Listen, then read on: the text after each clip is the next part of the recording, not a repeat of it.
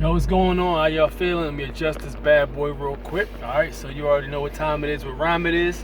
It's cold out here. I got the windows and everything defrosting. I mean, it's probably about like 25 degrees out here. It feels cold as hell. So of course, if you could like and subscribe, I greatly appreciate that. Today I wanted to talk about an important topic which has been coming up a whole lot, and I'm starting to hear about it. This is something that's been going on, but it's really starting to get some national notice on the news and all this.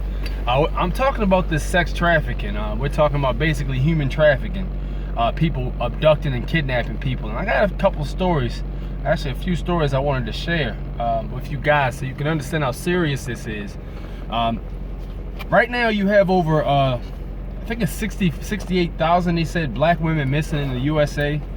And nobody's really reporting or talking about it, and you know, people are just being snatched out of thin air. I remember once when I was a kid, I think this was in the Randallstown area of Maryland, and there used to be a movie theater right there. If you're from around the area, there was a movie theater where that giant Rite Aid is, right across the street from, I think it's like a Pep Boys if I'm not mistaken now, but right across the street from there's a Rite Aid that used to be a movie theater. So my mother used to take me there to go see movies. You know, like if a kid movie came out, it was close, she didn't have to drive far. It was cheap back then, you know, just bring me out to see a movie and, you know, take me home, good day out for the family. And, you know, my dad was usually at work. So what ended up happening was I had to go to the bathroom. And I couldn't have been more than like, I think I was 7 or something like that. I was young, maybe 6. And, you know, my mom, me being old enough to know how to use the bathroom, she let me go in by myself. So I went in the bathroom. And I was in the stall using the bathroom, so I heard like some singing and some guy talking next door, and it sounded like he was talking to me. So I'm using the bathroom and I'm finishing up, and he's like, "Hey, how you doing, little boy?" And me, I'm like, "How you doing?" But he couldn't. I don't think he could see me because I couldn't see him, but I heard his voice through the stall. So I guess he saw my feet and saw I was little and saw I had boy shoes on, and of course I was in the boys' restroom. So dude was like, "Hey, how you doing, little guy?"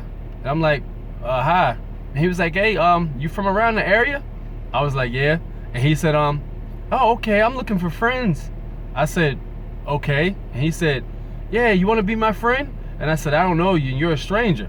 And he was like, "Oh, it's okay, I'm not gonna hurt you. Why don't you come in my stall?" I'm like, "What in the hell?" So man, I finished up what I was doing. I left the fuck out of there, man. I told my mom what happened, and basically she just kept me close for the rest of the time I was with her. So that was like one story, but like shit like that, it was just fucking weird, man. Like you got some weird motherfuckers out there. And then one time I was out at this happened when I was in Florida. So I'm down in Florida in Tampa, and I never forget this story because this is the craziest one I have. This I was with my boy, and so we were driving around, and we had like a family function. So like our families were close, so we were hanging out down there after the family function was over. It was like 2 o'clock in the morning. And me not being from Florida and him being from Florida, we're trying to find something to do. So I asked him like, "Yo, what's going on around 2 o'clock in the morning, man? I'm out of town, I'm trying to meet up with some girls, I'm trying to have some fun, trying to get laid, all that cool shit." And I was like, I think this was early 2000s. I was like 19, I believe. So he was like, "All right, yeah, let's just do this then. Usually the street racing scenes happen around this area over here, so let's drive over here and see what's going on." So we drive over there and nobody's there. So we're like, "All right, well, what's plan B?" He's like, "All right, well, I just tried to hit my boy up and he didn't answer the phone, but he usually returns the call when he finished. So let's just like cruise around." So we cruising around or whatever, trying to like, you know, find something to get into. So we pull up to this massage parlor. So I was like, "Yo, why you pull up to a massage parlor?" He was like, "Yo, people getting some head in here," or something like that. I was like, "Really?" He was like, "Yeah."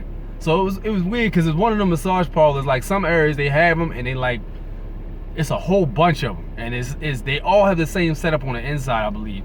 So we go in this spot, and the setup is when you go in and you open the door, there's a little, like those little Asian stores have them little bells when you go in to let them know you just walked through the door. So we go in, and immediately when you walk in, there's like a rectangular shaped room. And there's always a door against one of the walls that, of course, it stays locked. We didn't try, but I'm sure it was locked. And then there's always like a window right there on the wall. And there's like a window like for a drive-through type deal. So when you go in, you hear ching chong, and you go in, and then you'll see a lady come in the window. So some Asian lady come in the window. Can I help you? And we say, yeah. How much is it for a massage? She said, we close right now. So I'm like, y'all had the door unlocked. She said, we closed. And she said, you gotta leave. We closed. And we looked kind of young, so she probably thought something was up. So she went ahead and closed the window, and we ended up leaving. So we like, all right, let's try another one. So we go to another one. Same deal. You walk in, it's a rectangular shaped room. There's a window on one of the walls.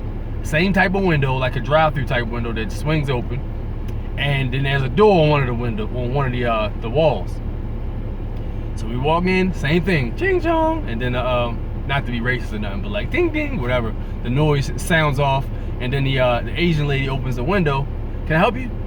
So we're like, yeah, we were trying to get a massage. And she says, how old are you? I'm like, I'm 19, he's 20. No, we closed. So we ended up leaving. She closed the door. So I'm like, oh, what the fuck's going on here?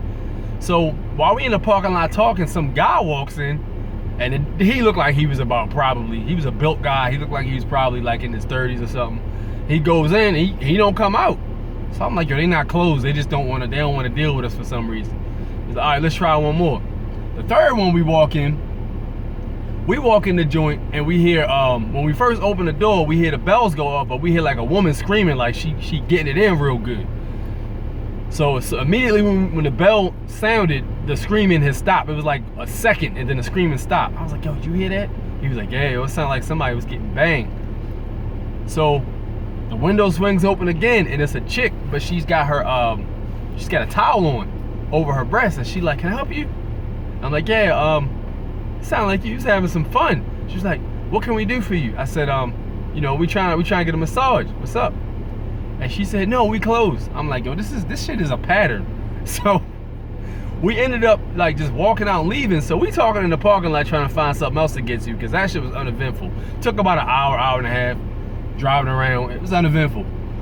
Yo, so the craziest shit happened after this. So we talking in the parking lot. He's like, yo, let me hit my boy up again and see where he at. So he hitting him up on the phone. While he's over there talking to his boy, like he walked away from me to try to get some privacy. I guess he got in touch with him. Yo, I'm standing by the car, and like I hear banging on the window, and like the way these places are set up, they always have tinted windows. There's always glass windows, but they're always tinted, so you can't really see what's going on inside. So I hear banging on the window, and then it just goes quiet. So I'm looking like, what the fuck? So I'm like, I asked my boy, like, yo, did you see that? And he's like, yo, see what?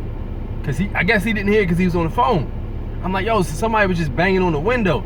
Like I can hear yelling and banging on the window. He was like, nah, I ain't hear that, man. But I used to joke with him a lot, so he ain't believe me. So yo, he's still on the phone with his boy. About 2 seconds later, the door swings open, and this naked ass Asian lady tries to run out of the door. And I just see like a hand holding her by the hair, because the door swung open in such a position where when it opened, we was on the other side from where the door had swung open towards. So like we couldn't see anything else but like the lady naked trying to run out, and like a giant hand just pulled her back in by her hair. I shit you not, this shit was crazy.